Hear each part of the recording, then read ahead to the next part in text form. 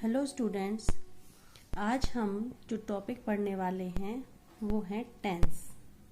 Tenses तो आप बहुत शुरू से ही पढ़ते आ रहे होंगे, लेकिन आज हम जो टॉपिक पढ़ने वाले हैं उसका नाम है टेंस यानी काल। टेंस के प्रकार, सबसे पहले हम जानते हैं काल यानी समय। समय क्या होता है, कितने प्रकार के होते हैं? तो सबसे पहले प्रेजेंट टेंस यानी वर्तमान काल, पास्ट टेंस भूतकाल और फ्यूचर टेंस भविष्य काल। वर्तमान काल का मतलब जो काम अभी चल रहा है, भूतकाल का मतलब जो काम हो चुका, मतलब कल हो चुका यानी गुजरे हुए समय में हो चुका है, और भविष्य काल यानी जो आने वाला समय है, जो काम उस काल में होगा उसको हम भविष्य काल कहेंगे। ये तो 3 प्रकार के टेंस हम जानते हैं, लेकिन अब इन तीनों टेंसों के 4 भाग भी होते हैं। कौन कौन से? Indefinite, continuous, perfect, perfect continuous.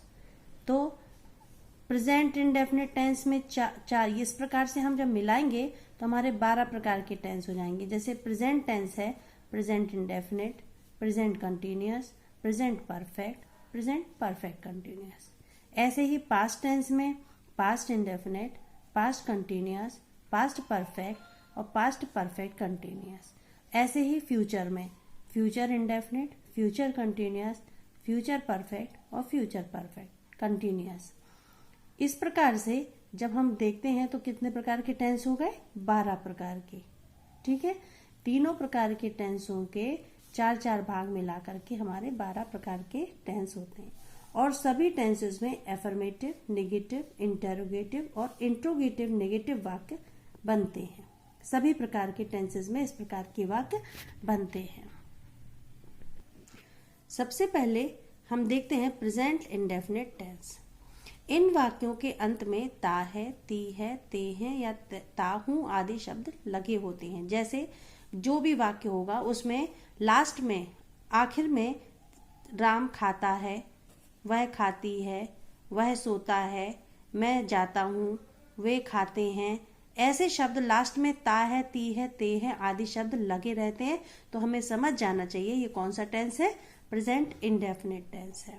Present indefinite tense में हम किस प्रकार से सेंटेंस बनाएंगे? जैसे साधारण वाक्य है जो, जिसको हम सिंपल प्रेजेंट टेंस वाला सेंटेंस भी बोल सकते हैं। अगर आपको बोलेंगे सिंपल टेंस में बनाना है तो प्रेजेंट इंडेफिनिट टेंस को सिंपल टेंस भी बोलते हैं।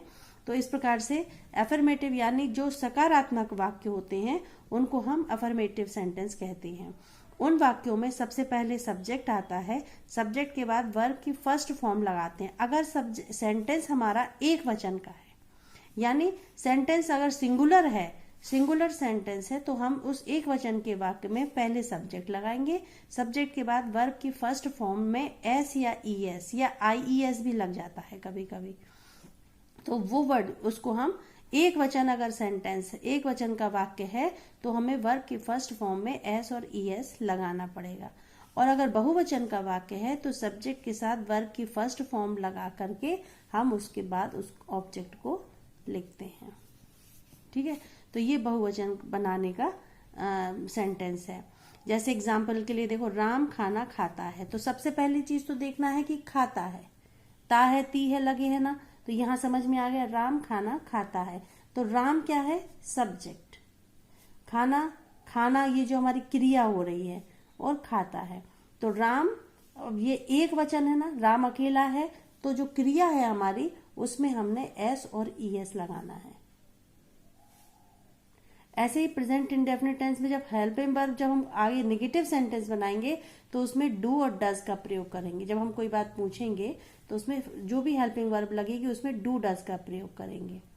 अगर जैसे अभी हमने एक वचन वाला ये वाक्य बनाया कि राम खाना खाता है, ये एक वचन का वाक्य है। ठीक है, तो जो एक वचन है, तो अब एक वचन का सेंटेंस राम खाना खाता है, एक सिंगुलर है ये, तो ये लगा दिया। अगर हमें प्लूरल वाला वाक्य लगाना है, मान लीजिए हमने ले लिया कि हम गाना गाते हैं, यहाँ पे अगर हम लिख सकते हैं हम गाना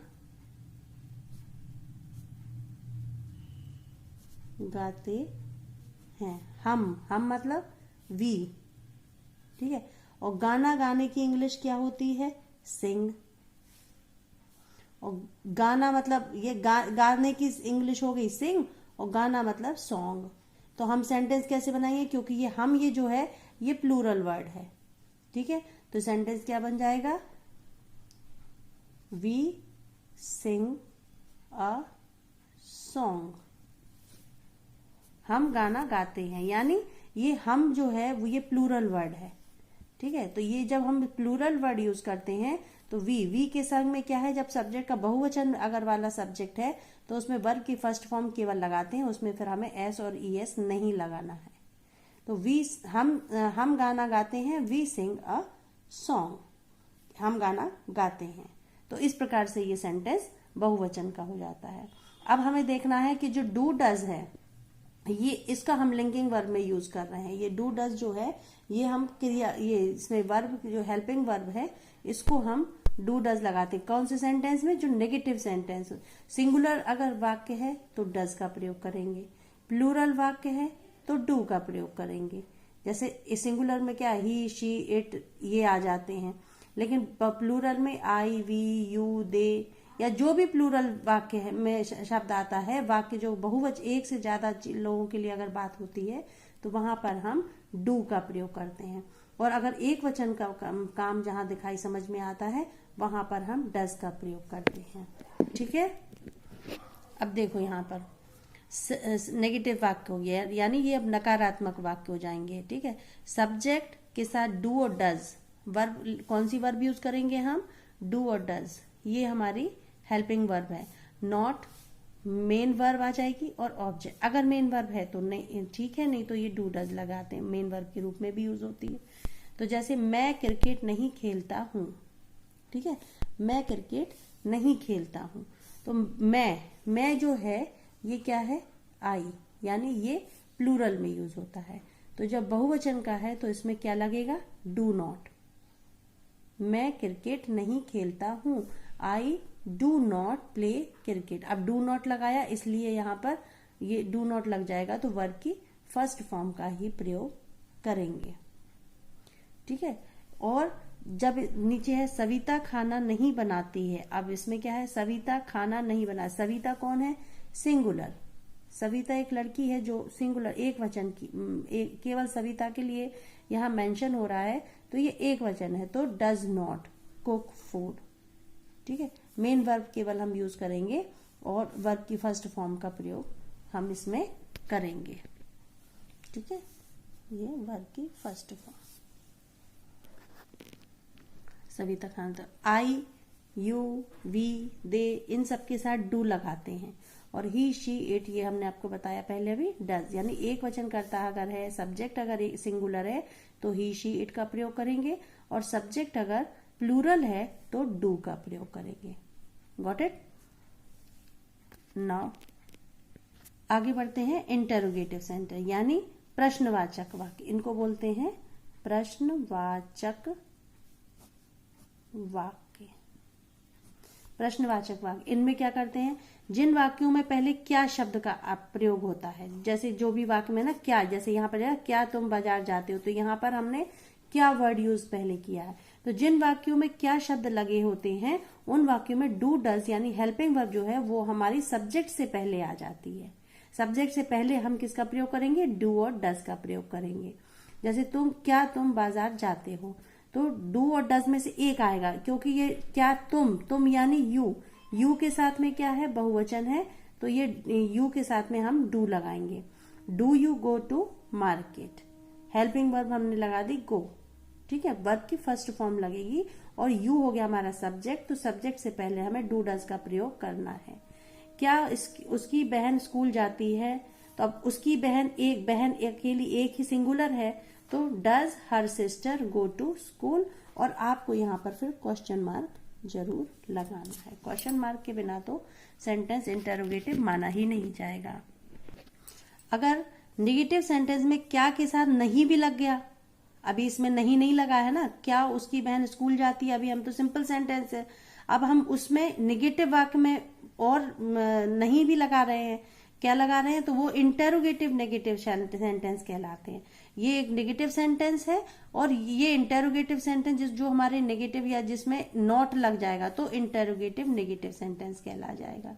अभी इंटेरोगेटिव सेंटेंस क्योंकि इसमें क्या शब्द से शुरू हो रहा है, यानी वर्ब इसमें जो डू डज जो हेल्पिंग वर्ब है ये हमारी सब्जेक्ट से पहले लिखी जा रही है।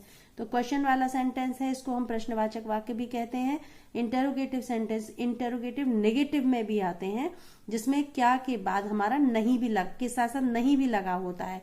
जैसे क्या तुम खाना नहीं खाते हो, क्या, अब देखो क्या तो इसमें भी शुरू हो रहा है, लेकिन क्या के साथ यहाँ पर नहीं शब्द भी लगा दिया है। क्या तुम खाना नहीं खाते हो, तो do you not eat the food, क्या की तो हो गई डू, क्योंकि तुम ये क्या है, ये यू के साथ, यू के लिए हमने तुम, तो क्यों ये है, ये प्लूरल वर्ड यूज है। तो do you not eat the food, अब इसमें क्या है, डू डज के बाद में सब्जेक्ट लगना है, सब्जेक्ट के बाद फिर हमें नॉट लगाना है, नॉट हमेशा सब्जेक्ट के बाद लगेगा, फिर वर्ब की फर्स्ट फॉर्म के बाद ऑब्जेक्ट का हम प्रयोग करेंगे। ठीक है, तो आप समझ में आ गया ना। डू डज के बाद सब्जेक्ट, जब भी हम हेल्पिंग वर्ब को अगर नेगेटिव इंटेरोगेटिव में यूज करते हैं तो पहले इंटेरोगेटिव वर्ड के अगर क्वेश्चन वर्ड है तो क्वेश्चन वर्ड लगाओ, नहीं तो हम हेल्पिंग वर्ब के साथ सेंटेंस शुरू करने के बाद सब्जेक्ट से पहले ही हेल्पिंग वर्ब को रखते हैं, उसके बाद नॉट लगा करके सेंटेंस को बनाते हैं। ठीक है, इन्हीं इंटेरोगेटिव वाक्यों में WH क्वेश्चंस भी होते हैं। WH क्वेश्चन इनको इसलिए कहा जाता है क्योंकि ये शब्द होते हैं जो इससे हम पूछते हैं, जैसे वाई, व्हेन, हाउ, वेयर, ठीक है, होम।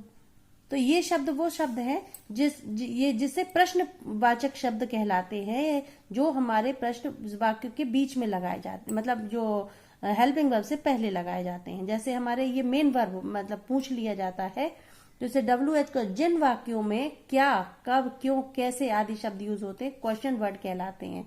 इनको हम WH क्वेश्चंस भी कहते हैं। WH टाइप क्वेश्चंस होते हैं जिसमें प्रश्नवाचक शब्द होते हैं। ये जैसे WH क्वेश्चन, इनको हम डू डज यानी जो हेल्पिंग वर्ब है इससे पहले ये वर्ड यूज हो जाते हैं। अभी जैसे मान लीजिए हमने आपसे जिन प्रश्नों का उत्तर केवल हाँ या नहीं में आ जाता है वो हमारे कहलाते हैं यस नो टाइप। ठीक है, यस नो टाइप, जिन प्रश्नों के उत्तर हमारे हाँ या नहीं में मिलते हैं वो यस नो टाइप होते हैं। लेकिन जिन प्रश्नों के उत्तर हमें पूरे वाक्य में देना होता है वो वाले क्वेश्चंस हमारे कौन से कहलाते हैं, WH टाइप क्वेश्चन।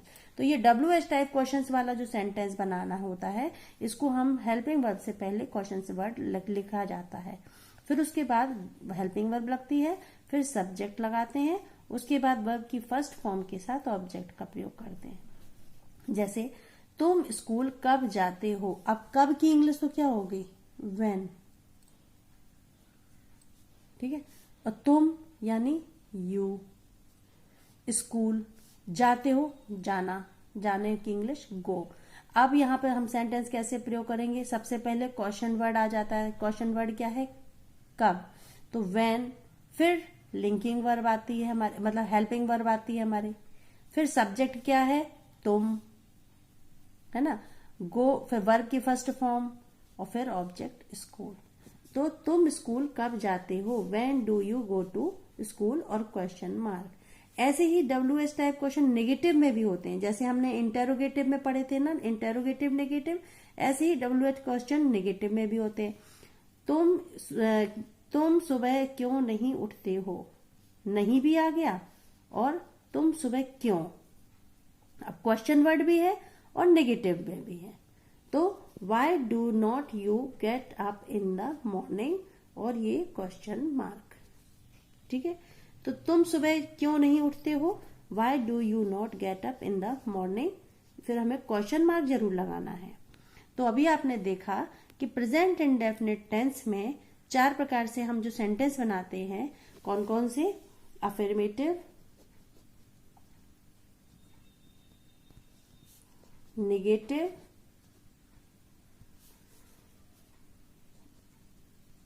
इंटेरोगेटिव, ठीक है, और इंटेरोगेटिव नेगेटिव।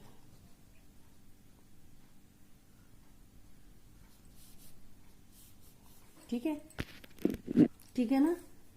इंटेरोगेटिव इसमें ही होते इंटेरोगेटिव नेगेटिव, और इसी इंटेरोगेटिव के अंदर ही आते हैं, इंटेरोगेटिव नेगेटिव में यहां पर भी आ जाते हैं WH टाइप